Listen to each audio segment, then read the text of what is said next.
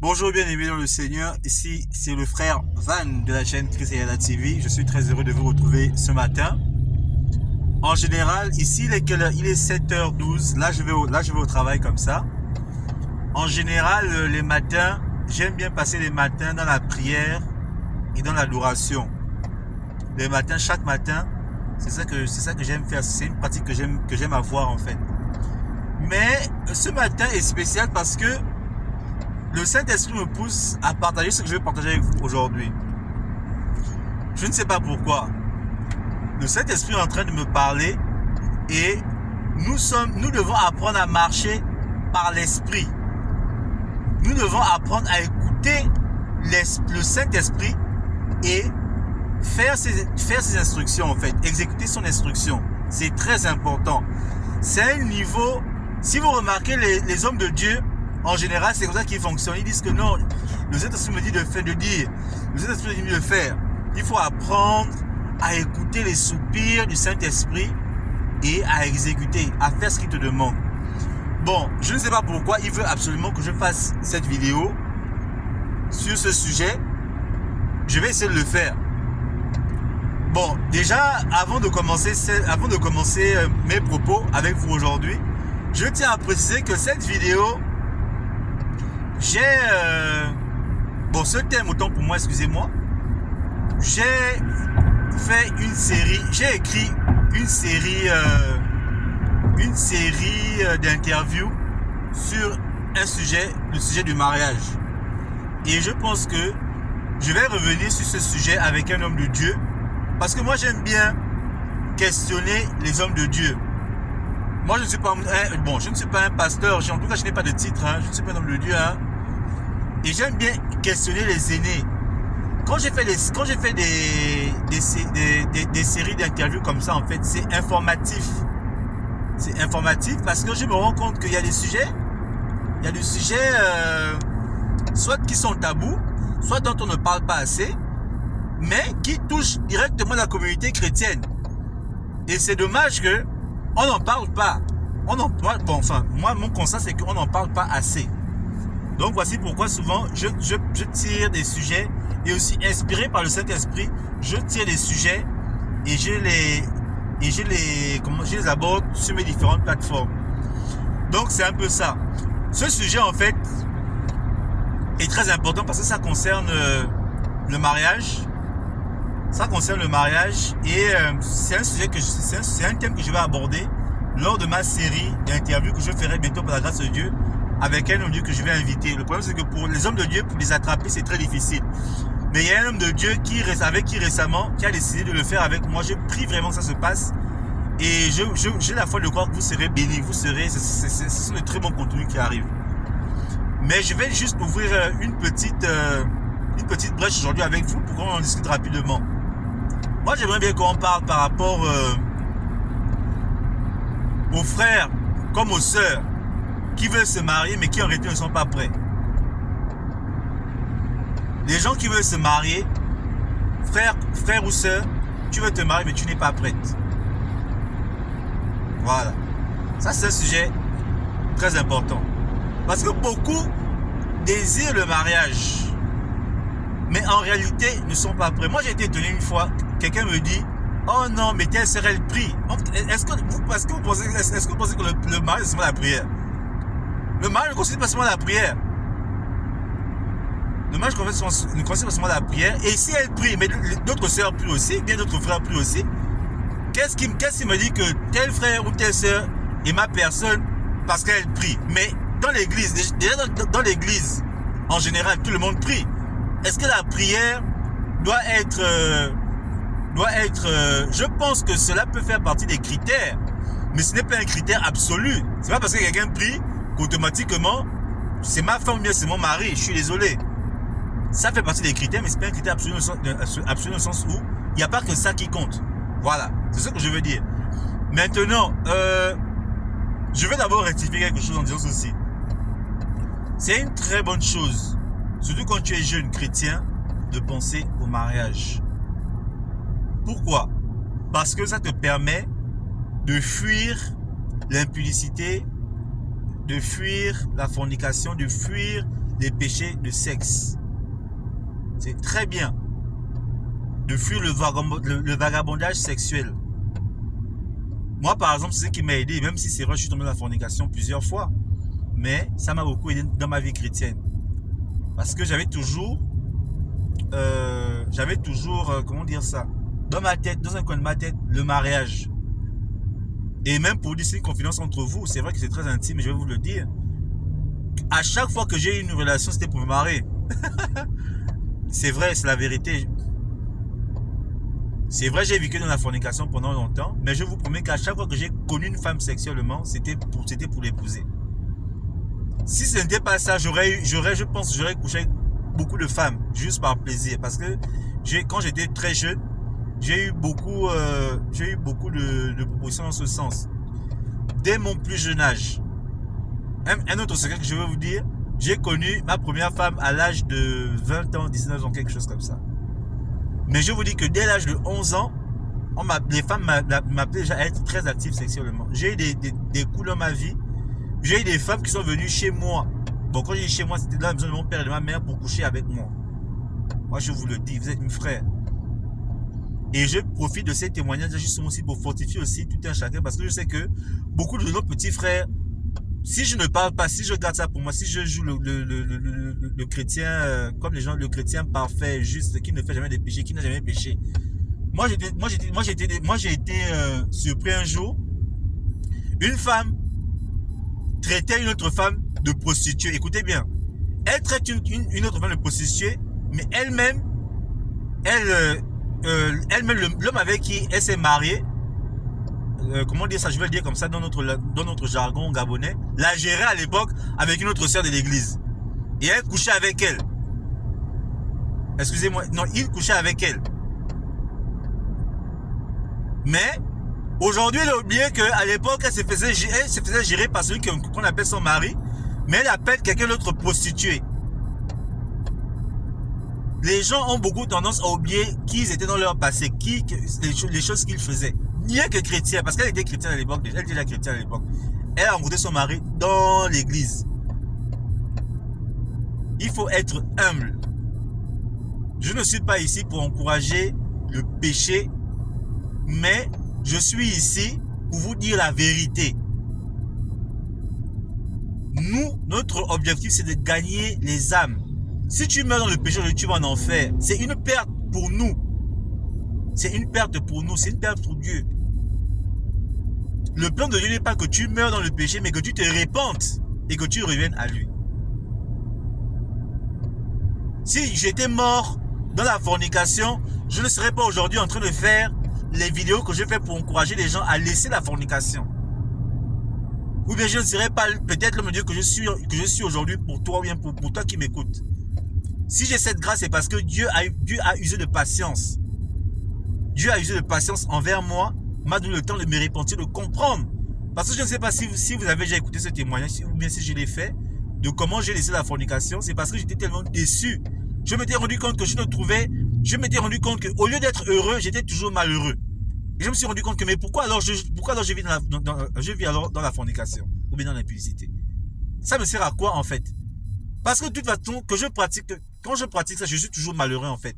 J'ai toujours des déceptions dans ma vie. Ça sert à quoi? Et c'est comme ça que j'ai décidé de ne plus rentrer dedans. Et à l'époque, je venais à peine d'arriver aux États-Unis. Le pays où il y avait encore même plus de tentations, plus de possibilités dans le sexe, plus de choses que je pouvais encore explorer, plus de femmes. Voilà, toutes les nationalités ici, elles sont là. Et c'est ici que Dieu m'a aidé à laisser ça. Donc, je vais revenir sur l'autre sujet parce que faut pas que je m'écarte. Le sujet d'aujourd'hui, c'est il y a les femmes, il y a des frères ou bien des sœurs qui veulent se marier, mais qui ne sont pas en réalité prêts. Et moi souvent l'excuse pas l'excuse. Ce qu'ils aiment bien mettre en avant, c'est je prie. Et même la prière, il faut bien vérifier, hein, parce que la prière là, je ne sais pas de quoi ils parlent. Mais ils disent qu'ils prient. Mais dans l'église, est-ce que les gens ne prient pas?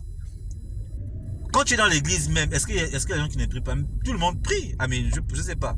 Parce que même quand ils disent prière là, il faut bien vérifier. Hein, parce que quand tu vérifies aussi, ce n'est pas vraiment ça. Mais ils disent qu'ils prient, mais tout le monde prie dans l'église. Est-ce que c'est le seul critère pour qu'un homme ou bien une femme épouse quelqu'un dans l'église? Parce que tu pries.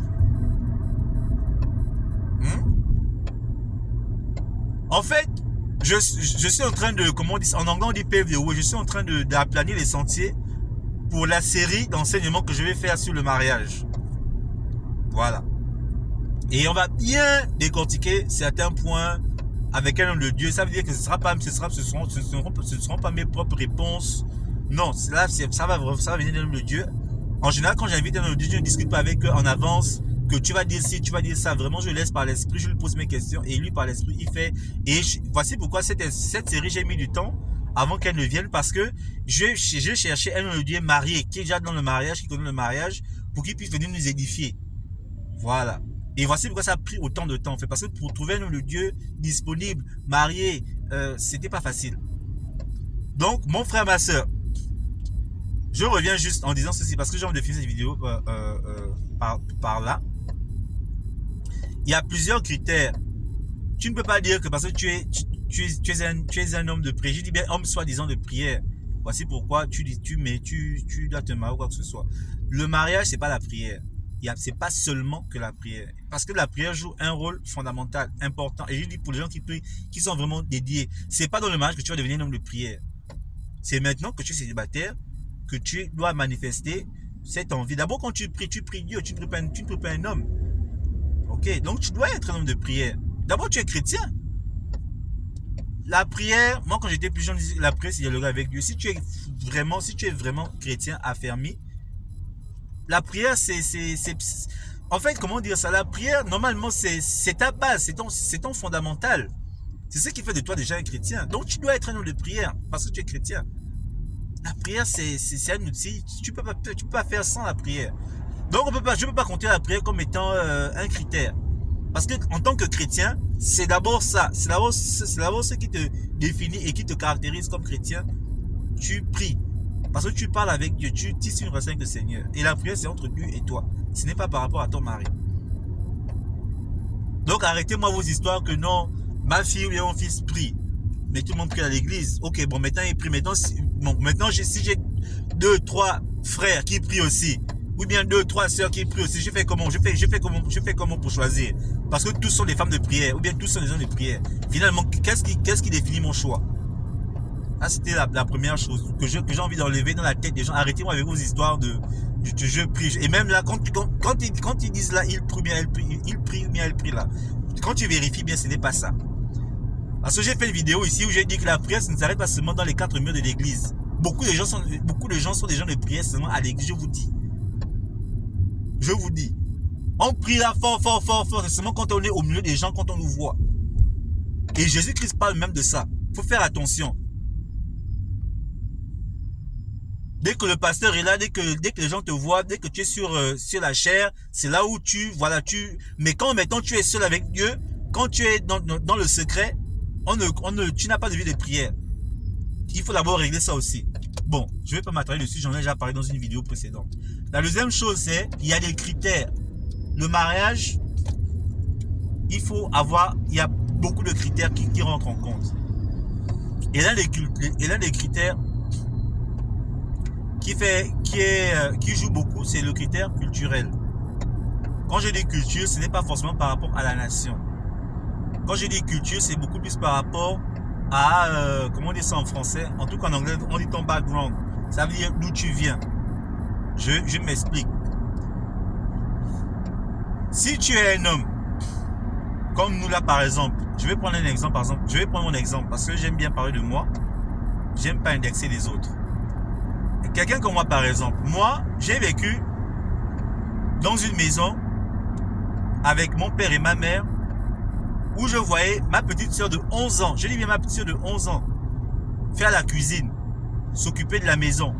Parce que ma mère l'inculquait à être comme ça. Et ma propre mère aussi, on l'a, comment dire ça, elle a été formée comme ça. Elle s'occupe de la maison, très jeune, hein, à l'époque, nos parents, c'était très jeune, les 11 ans, 12 ans, 10 ans même. Elle s'occupe de la maison, elle fait la cuisine, voilà. Donc, tout ça, moi j'ai vécu dans un environnement comme ça. D'abord, ma mère, moi-même, en tant que m'a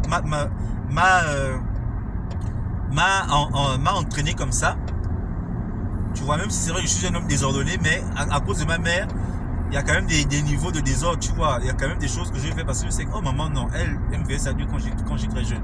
Moi, je m'entends comme. J'ai vu mes propres petites sœurs, mes propres cousines, être comme ça. Des femmes de maison. Une femme qui entretient. Et les filles de mon ethnie en général sont comme ça. Parce qu'en réalité, on les éduque comme ça dès le plus bas âge. C'est aux États-Unis ici qu'on voit maintenant ces choses se perdre. Tu vas voir une vieille fille de 22 ans, les gens meurent de faim dans la maison, elle est là, elle est assise. Elle vous regarde. C'est aux États-Unis que moi j'ai découvert, bon, pas seulement aux États-Unis parce que moi j'ai beaucoup voyagé, j'ai été au Ghana.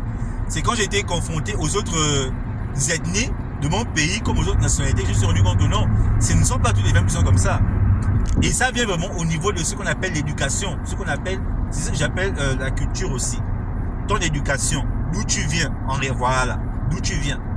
C'est pas forcément une question de nationalité parce que moi j'apprécie beaucoup des filles camerounaises par exemple. Parce que je retrouve beaucoup de ça chez elles. Ce sont des filles qui sont déjà entraînées dès le plus bas âge à s'occuper d'un homme, à s'occuper de la maison. On leur apprend déjà des rudiments en fait. Parce que nous ici aux États-Unis, pourquoi c'est difficile pour nous d'épouser des filles américaines? C'est à cause du problème culturel. Parce que la façon dont les filles américaines sont éduquées, ce n'est pas la même façon dont moi j'ai vécu l'éducation quand j'étais jeune. Ce qui fait que quand maintenant je vais me marier, je tends à me rapprocher de ce que j'ai vécu, de ce que je connais, de mon éducation, en fait, de ce qui s'en peut beaucoup plus à mon éducation. Et pour dire un peu de ce que j'ai vu avec ma mère en fait. Et vous allez voir beaucoup de gens sont comme ça. Quand ils veulent se marier, oh non, j'aime beaucoup mon mari parce qu'il est un peu comme mon père. Mon père faisait ci, mon père faisait ça. Oh non, j'aime beaucoup ma femme parce que ma maman faisait ça. C'est pas qu'il veut retrouver, c'est juste que c'est pas la malédiction. Parce que nous les Africains, on confond tout. La malédiction, il faut arrêter. Et j'ai beaucoup aimé l'intervention du pasteur Tunasi par exemple, quand il parlait de l'albinisme. Que l'albinisme, c'est une maladie, je sais pas, j'ai beaucoup été fortifié par ce qu'il disait. Nous les Africains, on confond tout avec la malédiction. Dès qu'on voit quelque chose d'un peu machin, ce sont les sorciers, non, ce ne sont pas les sorciers. Ce n'est pas la malédiction héréditaire ou quoi que ce soit. Parfois c'est une maladie, parfois c'est juste une question de culture, parfois c'est juste une question de d'où on vient en fait. C'est ça. Donc faut arrêter en fait de mélanger les choses. Faut arrêter. Quand c'est éducation, c'est éducation. Quand c'est la malédiction, c'est la malédiction. Quand c'est la maladie, c'est la maladie. Ne confondons pas les choses. Moi, je vous dis les choses telles quelles parce que c'est un constat que j'ai fait. Vous savez, moi, je suis scientifique à la base. Un scientifique analyse. Un scientifique, comment dire ça? Un scientifique pose des questions rhétoriques. Il essaie de comprendre. Sinon, je peux prendre la Bible et commencer à imposer. Non, un scientifique utilise des méthodes pour comprendre les choses. Et c'est vraiment de la sagesse, ce que je fais. Dans le sens où je me suis vraiment posé ces questions. Pendant longtemps, j'ai observé les hommes et je me suis rendu compte que, en fait, ce qui se passe, c'est ça. Et je vous invite dans les commentaires, si vous voulez aussi, si vous voulez parler de ça, allez-y, vous pouvez mettre vos commentaires, il n'y a pas de problème, on peut discuter. Donc c'est ça. Donc je reviens en disant que là où tu viens, en fait, et c'est aussi ça qui crée aussi les problèmes dans les mariages, parce que le mariage, en fait, c'est le croisement de personnes qui viennent de différentes cultures, bien de différents backgrounds, et c'est ça qui fait souvent qu'il y a ce qu'on appelle les incompréhensions. Parce que toi, tu es habitué chez toi à faire comme si, elle est habituée à faire comme ça. Ça crée des conflits. Et ce qui vous soutient, c'est la prière et l'amour. Bon, ça, c'est pas notre sujet. Moi, je parle d'abord des gens qui veulent se marier là, mais qui ne sont pas en réalité prêts. En réalité, tu n'es pas prêt. Tu veux un prince, mais je vais vous dire quelque chose. Quand tu dis que tu veux un prince ou bien tu veux une princesse, toi, un prince ou bien une princesse épouse un prince comme lui, bien une princesse comme lui-même. Toi, tu veux un prince. Il n'y a pas de problème. Mais est-ce que toi, tu es une princesse? Toi, tu veux une princesse. Mais est-ce que toi, tu es un prince? Est-ce qu'une princesse va épouser... Non, une princesse veut épouser quelqu'un quand même avec qui elle va se sentir à l'aise. Ce n'est pas une question financière. Je ne parle pas de l'argent. Ça, je parle dans le sens de dire que si tu veux épouser une femme, il faut que toi d'abord tu sois prêt. Si tu penses au mariage, si tu veux te marier, il faut que toi d'abord tu sois prêt. Et être prêt, c'est pas seulement financièrement. Même si le côté financier, comme le côté de la prière, sont inclus dans ta préparation. Et je remarque que dans les églises, on ne prépare pas assez les jeunes. Ça, c'est un problème, surtout aux États-Unis. On ne prépare pas assez les jeunes dans les choses du mariage. C'est ça la vérité. Ça, c'est un point très important que je viens de mentionner. En fait, c'est ça le vrai constat. J'ai été dans les églises au Oklahoma. J'ai été en Pennsylvanie. Je suis ici. Je vous dis, on ne prépare pas. C'est un constat que j'ai fait. C'est la vérité. On n'est pas venu me dire, moi-même, j'ai vu. Je suis content de critiquer tel ou tel pasteur. Je fais juste un constat constructif pour aider l'église.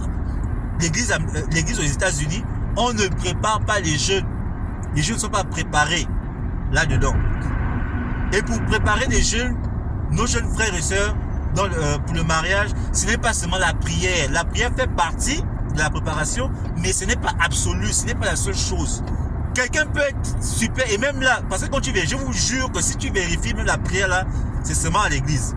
Et je vous ai déjà dit, je vous ai déjà dit ici, la distinction entre être un homme de prière à l'église et être un homme imprégné d'intimité, c'est deux choses différentes.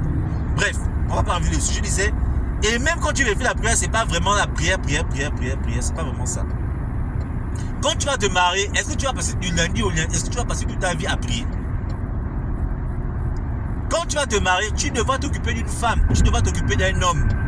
Il faut que tu apprennes à comment tu dois t'occuper d'un homme dans le mariage, à comment tu dois t'occuper d'une femme, d'une famille, surtout en tant que, parce qu'un homme, tu es le chef de la famille dans le mariage.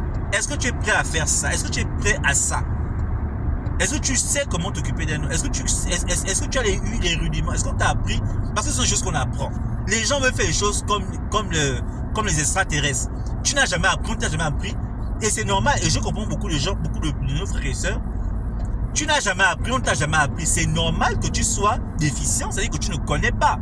Et quand tu ne connais pas, il faut être humble. Il faut accepter qu'on t'apprenne comment tu dois t'occuper d'un homme ou d'une femme dans le mariage. Mais il y a des gens, ils connaissent tout parce qu'ils prient. Ou bien il y a des gens, ils manquent l'homme ou bien la femme de leur vie. Parce qu'ils se disent que non, moi je prie, ça va venir. Non, écoute, si c'est le prince que tu cherches à ça, ça ne viendra pas comme ça. Parce qu'un prince, si c'est vraiment un prince, il va te regarder, il va t'analyser, il va bien vérifier d'abord. Je sens de me lancer dans quoi? Il va d'abord checker certaines choses que toi tu trouves que c'est...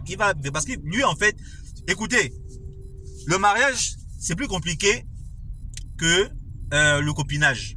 Le copinage, tu vois une belle fille, elle s'habille bien. Bon, le copinage, c'est juste l'apparence. Tu une belle fille, elle s'habille bien et tout. Elle a les trucs physiques que tu recherches. Tu couches avec elle de temps en temps. Tu ne t'investis pas en fait. Voilà. Le mariage est différent. Tu t'investis dans la personne. Tu t'investis dans la personne. Le copinage, c'est pas ça. Le copinage, vous faites plaisir. Quand vous faites plaisir, vous passez du temps ensemble, des bons moments ensemble. Vous passez du temps au téléphone. Vous faites vos choses. Mais il n'y a pas d'investissement en réalité. Le copinage, tu t'investis dans la personne. Non, excusez-moi, le mariage, tu t'investis dans l'autre. C'est pour ça que le mariage est difficile. C'est pour ça que les gens aussi fuient le mariage. Parce que, et puis, attention, le mariage, c'est un choix absolu. Ça veut dire dans le sens où c'est un choix définitif. Tu as choisi, c'est elle, c'est fini. Le mariage est plus difficile que le copinage. Voici pourquoi les gens préfèrent le copinage. Parce que le copinage, il n'y a pas d'investissement. Tu prends ton pied, ton plaisir. Vous voyez de temps en temps. Après, quand tu sens que bon, écoute, tu es fatigué, tu vas ailleurs. Et beaucoup de gens ne comprennent pas souvent. Tu pries. Mais est-ce qu'on t'a dit que le mariage, c'est seulement la prière? Tu veux le prince? Est-ce que toi-même tu es une princesse ou bien tu es un prince? Il faut être prêt. Et ce sont des questions ce sont des choses sur lesquelles je vais revenir pendant ma série d'interviews que je vais faire bientôt sur ce sujet-là, parce que ce sont des sujets importants. Parce que j'ai réalisé qu'en réalité, ce qui se passe dans les églises, c'est quoi? C'est que les gens, on n'entraîne pas. Je me rappelle quand j'ai venu aux États-Unis, la première année en 2014, un papa m'avait dit, ils avaient fait une annonce pour les non mariés, pour les célibataires. Il m'avait dit que non, mais il m'avait incité à venir. Il m'a dit que toi, tu ne veux pas te marier. À l'époque, je me trouvais, j'ai 24 ans. Il me dit non, c'est maintenant que tu dois apprendre. Il m'avait dit non, c'est maintenant que tu dois apprendre. Tu vas apprendre à être un mari, un bon mari, à quel moment? Quand tu voudras te marier, non, c'est maintenant là. C'est même quand tu n'as, soi-disant, quand tu n'as pas envie de te marier, là, c'est là. Parce que bon, quand je n'avais pas envie de marier, moi j'estimais que je n'étais pas prêt. Je n'étais pas prêt. Mais c'est justement quand tu n'es pas prêt que tu dois apprendre. Tu vas apprendre quand? À quel moment? On apprend quand on n'est pas prêt. Mais on apprend pour se préparer. Voilà, donc c'est ça. Donc arrêtez-moi vos mensonges là. Parce que je sais que c'est beaucoup ça dans l'église, la prière. Mais tout le monde prie dans l'église. Si tu dis, elle prie. Ma fille prie, mon fils prie. Mais tout le monde prie dans l'église. Qu'est-ce que ta fille fait de différent de l'autre?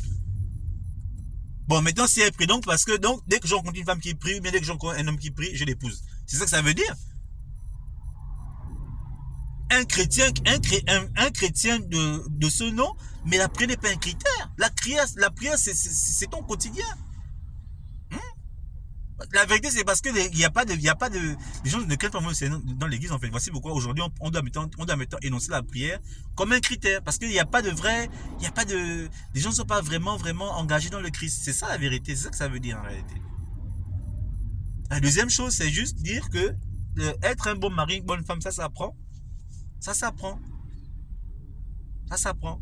Et je finis avec mon exemple parce que je crois que je l'ai un peu égaré. Je disais que donc, moi, naturellement, et ce n'est pas une malédiction, ce n'est pas un truc. Naturellement, je vais essayer de me rapprocher de quelqu'un qui va me ramener à ce que j'ai connu quand j'étais plus jeune. Voici pourquoi aujourd'hui, on n'épouse pas les filles américaines. Pourtant, les femmes américaines sont les plus belles. Je vous dis. Moi, j'ai des copines américaines. Je peux avoir une relation amoureuse avec une américaine. Ça, c'est une chose trop facile. Ça, c'est même pas des questions, ça. Mais pourquoi à un moment donné, surtout nous là, malgré les avantages qu'on a aujourd'hui, parce que nous à l'époque on était pauvres. Bon, malgré qu'on était pauvres là, tu sais, nous on avait la bouche, on savait parler aux femmes. Mais quand tu n'as pas d'argent, ça c'est aucun autre problème. Mais aujourd'hui on a quand même réglé l'affaire de l'argent, quand même financièrement parlant, on est quand même un peu bien. On peut aujourd'hui un peu être avec n'importe quelle femme. Vraiment quand tu es un homme, quand tu as réglé l'affaire de l'argent là, tu peux maintenant choisir, tu peux maintenant bien choisir. Mais tant que tu n'as pas encore la poche, c'est la vérité. Vous voulez que je vous dise quoi? Vous voulez que je monte ici? Mais c'est ce qu'on voit partout dans nos églises. En tout cas, moi, c'est ça. Parce que la sœur va vérifier ici, tout à fait non, parce qu'elle cherche son confort. Elle cherche à être avec quelqu'un avec qui elle sera rassurée, elle sera protégée. Je ne disconviens pas par rapport à, je ne suis pas en train de comment dire ça? De refuser, ou bien de comprendre ça. Bon, maintenant, est-ce que maintenant je pourrais retrouver la femme que j'ai connue? La femme avec qui j'ai grandi. Moi, ma maman pensait que c'était une femme travailleuse. Si tu es une femme paresseuse, ça c'est mon cas. Ça c'est juste mon cas. Mon cas, c'est un cas parmi tant d'autres. Je prends juste un cas. Voilà, nos soeurs ou bien nos soeurs ou bien nos frères. Ok? Moi, par exemple, j'ai grandi et vécu avec une maman travailleuse. J'ai vu mes petites sœurs de 11 ans me faire à manger. Si toi tu es encore au niveau où, je sais pas, tu as la vingtaine révolue, où tu n'arrives même pas à faire la cuisine, ça va être compliqué parce que quand je dis non. Je vais te regarder comme je vais dire, mais attends, il y a quoi là même? Tu es belle, tu es très artificielle, tu mets les cheveux, parce que, surtout les femmes, hein, je vous critique, je sais un peu vous critiquer. Si c'est mettre les cheveux, surtout quand vous êtes célibataire, quand tu vas être célibataire, elle prend soin d'elle. Parce qu'elle cherche le mari. De façon, elle prend soin d'elle. Non, je dis que c'est le meilleur moment des fiançailles.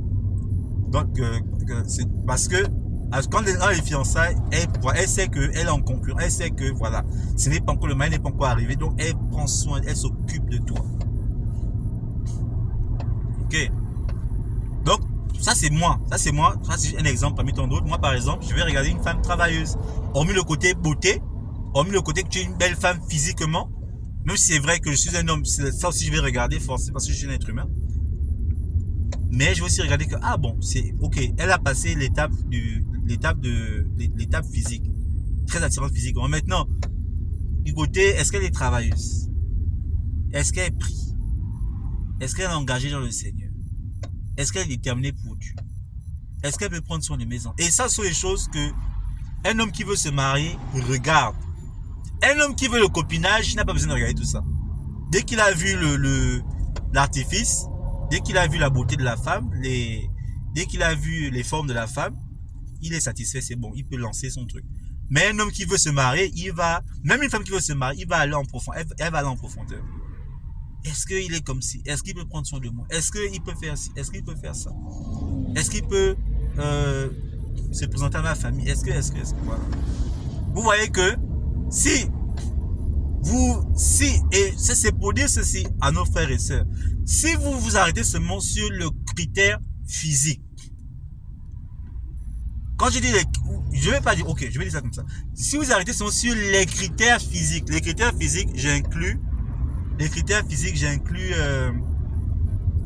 j'inclus l'apparence, j'inclus soi-disant la vie de prière, parce que quand tu dis tu pries, c'est parce qu'on te voit prier à l'église, mais est-ce que en intimité tu pries? Si tu ne t'arrêtes qu'à sur ce que tu vois seulement, tu vas échouer et lamentablement.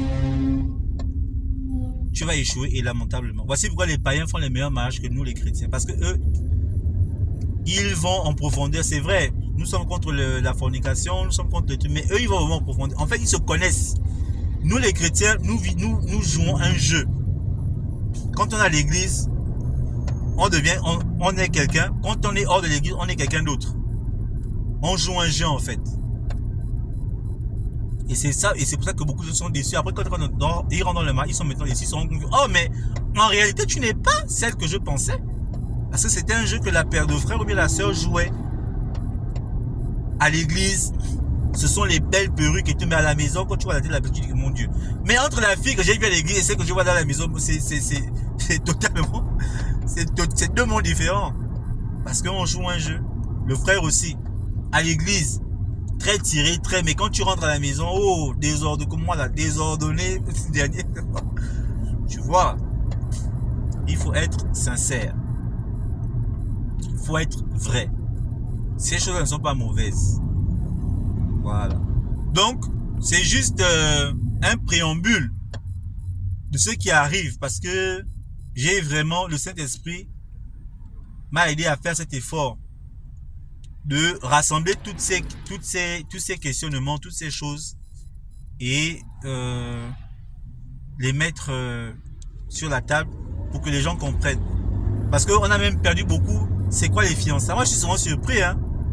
Deux frères et sœurs qui se vont marier, ils vont se mettre à vivre ensemble. Pourtant, je me rappelle, il y a l'un d'eux qui me dit que non, moi je suis à la famille, Dieu m'a appelé pour le ministère et tout, je suis un homme de Dieu, machin. Mais quand maintenant, tu rencontres soi-disant une fille qui te plaît dans l'église, tu vas vivre avec elle. Je dis, mais attends, toi tu dis que tu es un homme de Dieu. Mais dès que tu as l'opportunité, tu vas vivre avec une fille, avec une femme dans la fornication, aux yeux et au vu de tous. C'est vrai que porter le petit homme de Dieu là, les gens veulent se fatiguer, pour rien. Moi, je suis pas dedans. En tout cas, moi, je suis pas pressé. Si ça vient, mais moi, je cherche pas ça. Beaucoup de responsabilités. Tu vois, c'est là où maintenant tu dois le titre, même le diable peut avoir n'importe qui peut avoir le titre. Donc c'est ça. Donc j'ai fini en disant ceci. Les vidéos, les interviews arrivent avec des hommes de Dieu, avec un homme de Dieu en particulier. Ça va se faire par la grâce de Dieu. On aura j'espère, beaucoup de réponses par rapport à certaines choses. On aura aussi un rafraîchissement par rapport à ce qu'on appelle les fiançailles. C'est quoi les pratiques des fiançailles? Comment les fiançailles vont se passer? C'est un peu tout ça. Comment choisir un homme, une femme? Voilà, tout ça, on va parler de ça. Je pense que ça va aider beaucoup. En tout cas, c'est ma foi. Et le Seigneur nous fera grâce. Et j'ai fini en disant ceci, que pour mes frères et mes sœurs qui veulent se marier, le mariage en réalité implique beaucoup de choses.